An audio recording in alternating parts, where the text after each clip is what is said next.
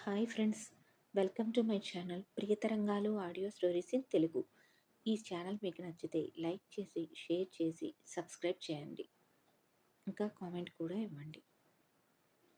వంశీమోహనం part 1. ఇది కొత్త story friends. Hyderabad.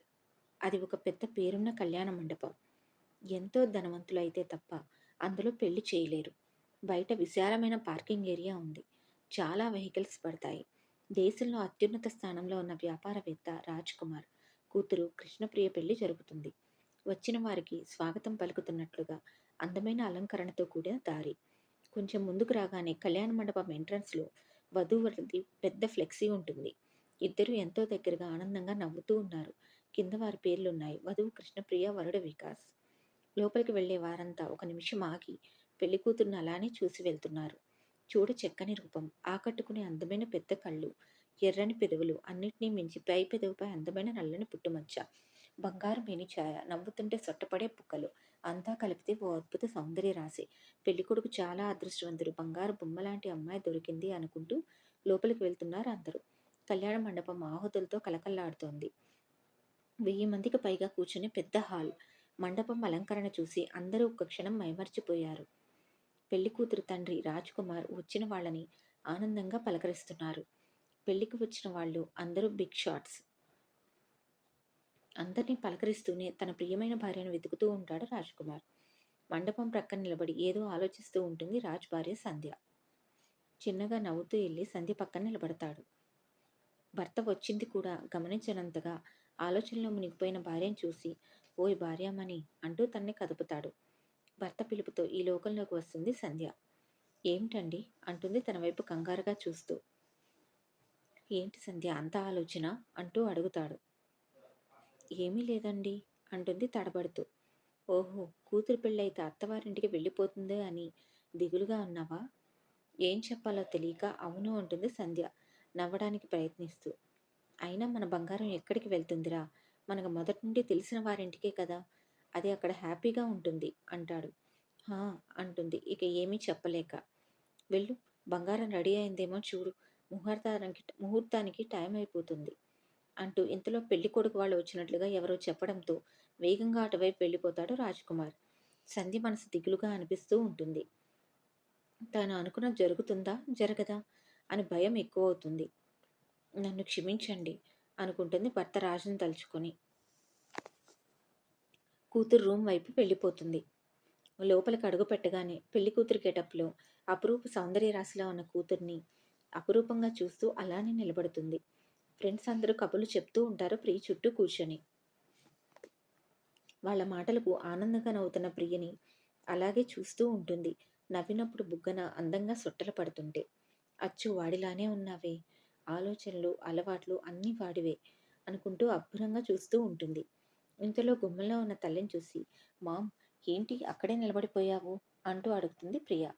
నవ్వుతూ లోపలికి వస్తుంది సంధ్య.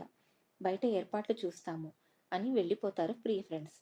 ప్రేమగా ప్రియనుదుటను ముద్దు పెడుతుంది. సంధ్య అచ్చు పాలసముద్రం నుండి బయటికి వచ్చిన లక్ష్మీదేవిలా ఉన్నావురా అంటూ. మామ్ ఏదేదో మాట్లాడుతున్నావు, నాకేమీ అర్థం కావడం లేదు. నేను లక్ష్మీదేవిలా ఉన్నాను అన్నది తప్ప అంటుంది బిక్కమొహం వేసుకుని.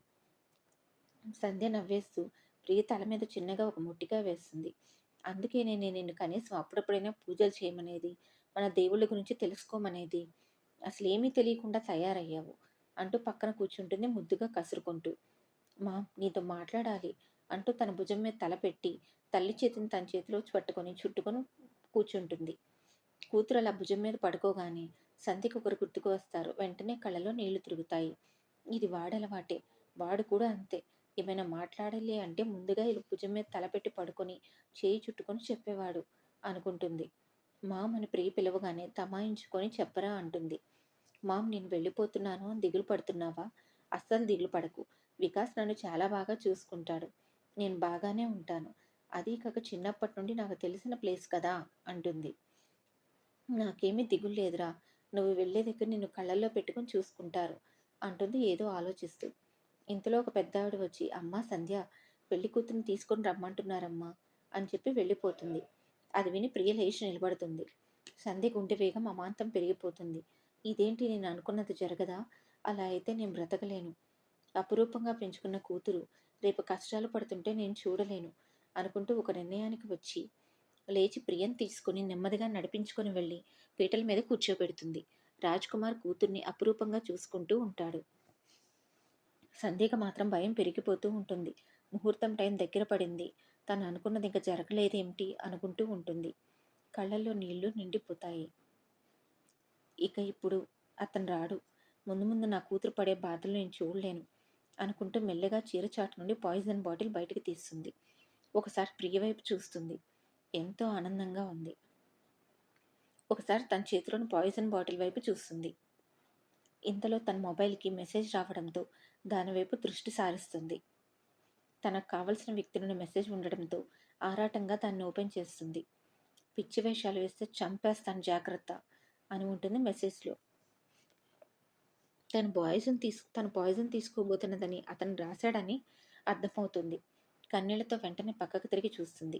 6 అడుగుల ఆజానుబాహుడు తన కొద్ది దూరంలో నిలబడి ఉంటాడు. మన్మధుడితో ఏమాత్రం తీసిపోని రూపం. అతని సొంతం. ఎవరైనా అమ్మాయిలు ఒక్కసారి చూస్తే చూపు తిప్పుకోలేరు. సంధ్య తన వైపు చూడగానే పాయిజన్ బాటిల్ వైపు ఒక లుక్ ఇచ్చి పాతేస్తాను అన్నట్లుగా చేయి చూపించి వార్నింగ్ ఇస్తాడు. సంధ్య కళ్ళు తుడుచుకొని ఆనందంగా తన వైపు చూస్తుంది. తనకు కావలసిన వ్యక్తి రావడంతో. ఇంతలో మాంగళ్యధారణ కానివ్వండి అన్న పంతులు గారి మాట వినపట్టంతో ఇద్దరూ అటువైపు చూస్తారు. వికాస్ తాళి తీసుకుని లేచి నిలబడతాడు. ఇంతలో ఆ ఆజానుబాహుడు వేగంగా మండపం పైకి వచ్చి వికాస్ చేతిలో తాళిని లాక్కొని తన పక్కకు నెడతాడు. వికాస్ కింద పడిపోతాడు. పెళ్లి కూతురు ఏం జరుగుతుందో అర్థం కాక చూస్తూ ఉంటుంది షాక్లో. అందరూ షాక్ నుండి తేరుకునేలోగానే పెళ్లి కూతురు మెడలో 3 ముళ్ళు వేసేస్తాడు అతను. సంధ్య ఆనంద బాష్పాలతో ఇద్దరి వైపు చూస్తుంది. తను అనుకున్నది జరిగినందుకు. రాజ్ కోపంగా ముందుకు వచ్చి ఎవర్రా నువ్వు? ఎంత ధైర్యం ఉంటే ఇంత పని చేస్తావు అంటాడు కోపంతో ఊగిపోతూ. అతను నిర్లక్ష్యంగా రాజ్ వైపు చూసి ఇంకా షాక్లోనే పీటల మీద కూర్చుని ఉన్న ప్రియను విసురుగా చేయి పట్టి పైకి లేపుతాడు. వికాస్ కోపంగా ముందుకు వచ్చి ఆ వ్యక్తి కాలర్ పట్టుకుంటాడు. వెంటనే ఆ వ్యక్తి కోపంగా అతని పక్కకు నెడతాడు. ఎంత ధైర్యం ఉంటే ఈ వంశీకృష్ణ మీద చేయి వేస్తావు అంటూ. వంశీకృష్ణ అన్న పేరు దగ్గర ఆగిపోతుంది రాజ్ ఆలోచన. వెంటనే తన భార్య సంధ్య వైపు చూస్తాడు. భర్త వైపు చూస్తే తనే చేశాను అని కనిపెడతాడని తన వైపు చూడకుండా ఆశ్చర్యంగా వంశీ వైపే చూస్తున్నట్లుగా చూస్తుంది. తన భార్య చూపు వంశీ వైపు ఉండడం గమనించి తనకేమీ తెలియదు అన్న నిర్ధారణకు వస్తాడు. ఇంతకీ ఇతను అతనేనా అనుకుంటాడు. వాడైనా ఊరుకోను అనుకుంటూ కోపంగా ముందుకు వస్తుంటాడు రాజ్. భర్త ఉగ్రరూపం చూసి భయపడుతుంది సంధ్య. ఇంతలో ప్రియ చేయి పట్టుకుని మండపం మీద నుండి కిందకి దిగుతాడు వంశీ.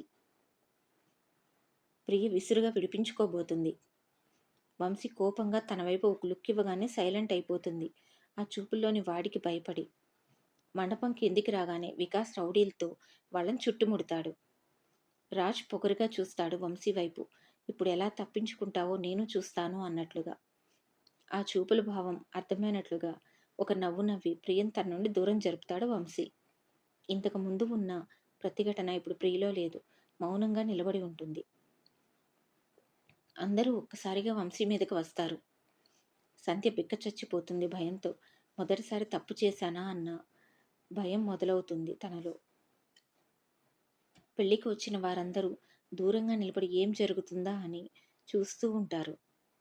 వంశీ తన మీదకు వచ్చిన వారందరినీ సునాయాసంగా ఏ కీలు కాకీలు విరిచి 10 నిమిషాల్లో పని పూర్తి చేస్తాడు. వికాస్ కూడా తన కొట్టిన దెబ్బలకి కింద పడిపోతాడు. ఇక లేవలేకపోతాడు. ఆ నేర్పు చూసిన వికాస్ తండ్రి వంశీకి భయపడి అక్కడే నిలబడిపోతాడు. కానీ అతని కళ్ళు పగతో కసితో నిండిపోతాయి. ఎన్నో ఏళ్ల నుండి అనుకుంటున్న ప్లాన్ మొత్తం ఈ పెళ్లితో చెడగొట్టాడు అని. ఇక నుండి ఈ మధుసూదన్ని ఎదుర్కోవడానికి రెడీగా ఉండి నువ్వు అనుకుంటాడు కోపంగా మనసులో. రాజ్ కోపంతో ముందుకు వచ్చి వంశీ చెంప పగలగొడతాడు. ప్రియ ఆనందంగా చూస్తూ ఉంటుంది తన తండ్రి వైపు. రాజ్ మీద చేయి కూడా లేపడు వంశీ. మౌనంగా నిలబడి ఉంటాడు. దేవుడా ఏంటిది అనుకుంటూ భర్తను ఆపడానికి ముందుకు రాబోతుంది సంధ్య. ఇంతలో అక్కడికి పోలీసులు వస్తారు. రాజ్ పొగరుగా ఒక నవ్వు నవ్వుతాడు వంశీ వైపు చూసి. వంశీ చిన్నగా నవ్వుకుంటాడు. వీడి నవ్వుకు అర్థమేంటి? పోలీసులను చూసినా ఇంత ధైర్యంగా ఉన్నాడు అనుకుంటాడు మనసులో రాజ్.